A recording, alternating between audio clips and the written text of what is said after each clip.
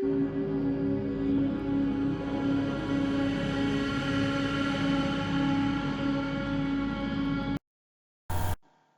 everybody, this is Jack at paranormalintelligenceagency.com. Thanks for tuning in again. I've got an amazing report for you today.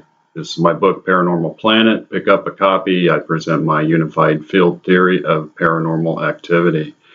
Today's report begins with a man who's considered to be the greatest occultist who ever lived. His name was Aleister Crowley. Many people will know the name, but not much about the man. He graduated from Cambridge with a biological engineering degree. He worked as a part-time agent for British intelligence, and he developed the famous V symbol for victory used by Winston Churchill during World War II against the Nazi occult symbol of the swastika. Aleister Crowley became, even today, the most influential occultist who ever lived. He attracted the attention of a man named Jack Parsons. Jack Parsons is the father of modern-day rocketry. Jack Parsons is a very interesting and enigmatic figure who never had any formal training, yet was the guy who developed all of our early rocket technology, and especially the fuel, which is still in use today. Jack Parsons became very enamored with Aleister Crowley and became one of his top students, if not his most ardent pupil. Here are a few of the examples of what rocketry was doing then, and Parsons' participation and key participation in all of this early rocketry engineering is something widely known and accepted today, because that led to this. And all of this leads us back to Aleister Crowley and his perhaps most adept pupil, Jack Parsons, the father of modern-day rocketry. So our tale begins roughly in early 1940s.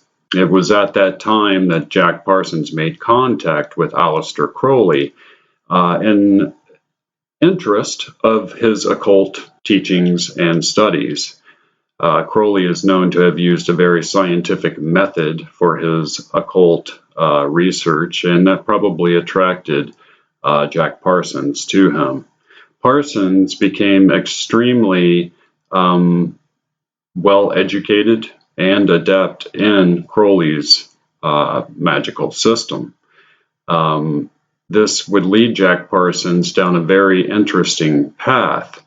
So Jack Parsons actually became very well acquainted with certain other occult members and was known for writing philosophical books. One of them, known as Freedom is a Double-Edged Sword, is widely considered to be still the greatest libertarian writing of all time. Jack Parsons took Aleister Crowley's early examples of his magical workings. These were known as the Alamantra workings. It was at this time that Aleister Crowley made contact with what he described as being a non-human intelligence. It was around this time that another famous individual named L. Ron Hubbard made contact with Jack Parsons. And L. Ron Hubbard became very interested in Crowley's system of magical practice that Jack Parsons was also practicing. And together they began to design a series of rituals based on Crowley's famous rituals. Crowley's rituals were known as the Alamantra workings, in which he channeled a non-human intelligence that he called Lamb. Here are pictures of L. Ron Hubbard from the period. going to pull up a picture here of the three together, because it was the combination of these three that led to what we see today as far as a profound amount of paranormal activity. So there are the three men together.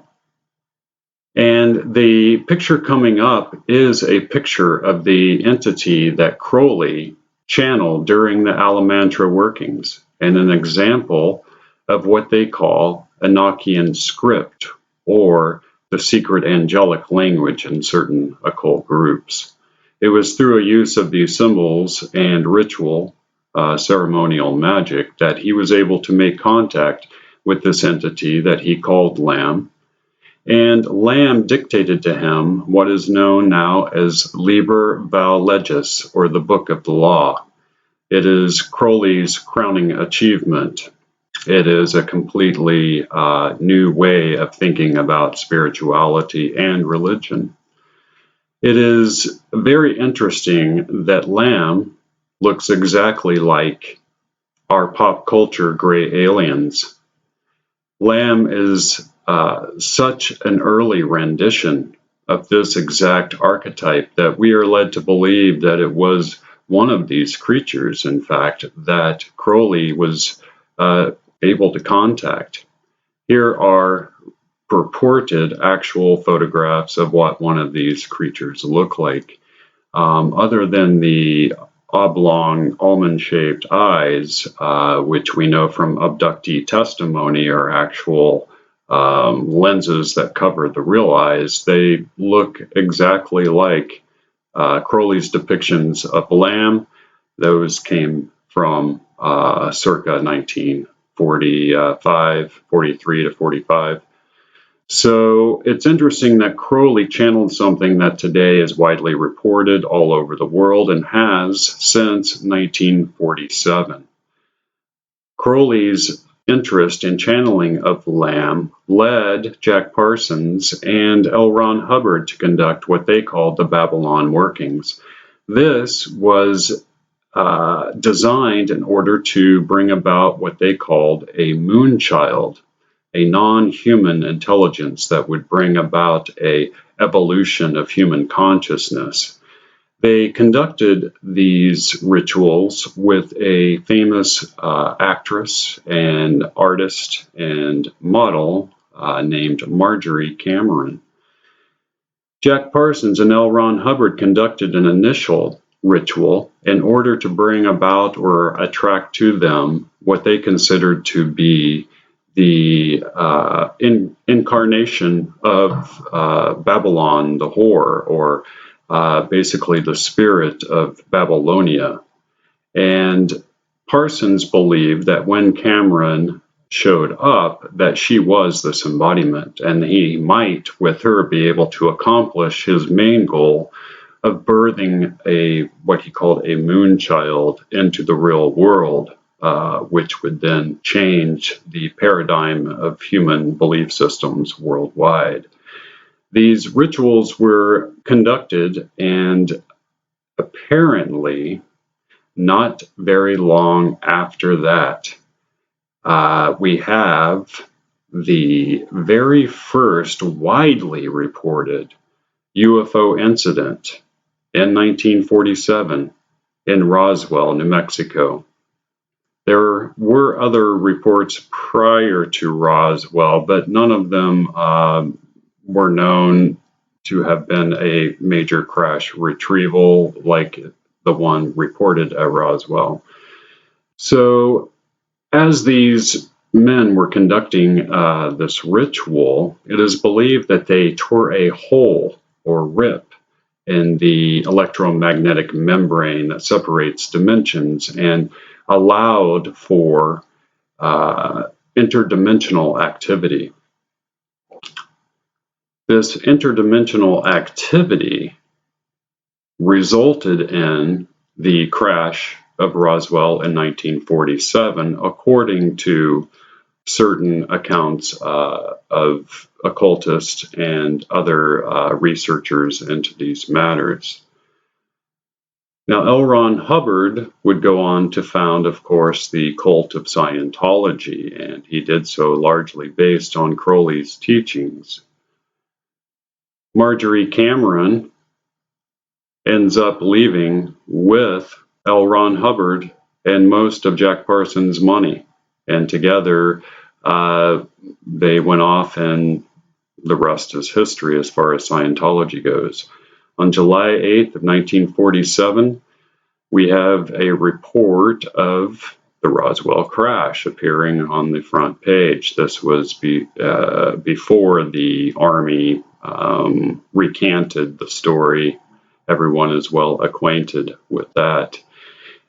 Strangely enough, on July 8th of 1947, a document was generated by the FBI, and this document was generated in response to not only the Roswell incident, but to incidents that were happening prior to Roswell, and which they believed were caused by the Babylon workings of Jack Parsons and L. Ron Hubbard. Part of their report, which is on the screen, says that these creatures are from the astral plane. And they call them interdimensional. The astral plane is an occult terminology to describe interdimensional activity. And in the FBI report, they claim that these creatures actually came from another dimension. They claim that they do not have a planet as such, but exist on an ethereal planet, which is somehow tied to our planet in another dimension. Many ufologists believe that it was the detonation of nuclear weapons that led to the UFO flap that began in 1947 and continues to this day. However, the FBI believed that something about the Babylon workings and their timing had something to do with what they were seeing on the ground. So it's interesting that these three occultists, accompanied by a Hollywood actress, were perhaps responsible for opening a portal in space and time and allowing a non-human alien intelligence into our dimension, our space and time. So thanks for being with me today, guys. I will be back again soon with yet another amazing paranormal investigation. And as always, please subscribe. Appreciate it.